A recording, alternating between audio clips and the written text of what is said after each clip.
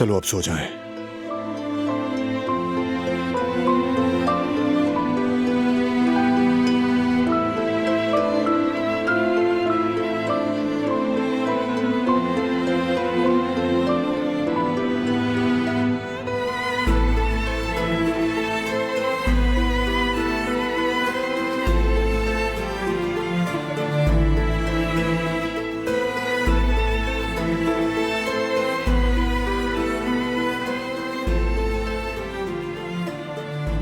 Good night मेरी जान। तुम्हें भी।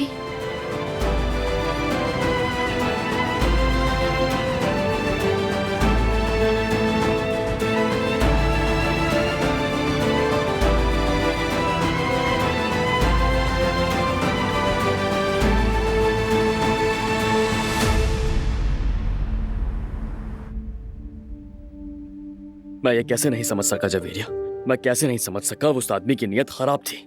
ऊपर से मैंने हारून को भी कह दिया कि वो अच्छा है। मेरी जान, खुद को कसूरवार मत ठहराओ।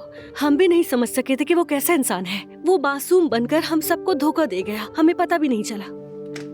लगता है ये लोग आ गए। यास्मीन। हारून। हाय, मेरी जान, मैं डर गई हूँ जवेरिया। मेरी प्यारी शहजादी, मेरा बच्चा, सब ठीक है, सब ठीक है। रिलैक्स हो जाओ मेरी जान, प्लीज रिलैक्स हो जाओ मेरी जान। मुझे बहुत डर लग रहा है। सब कुछ गुजर गया है, ठीक है? तुम यहाँ हो, हमारे पास हो।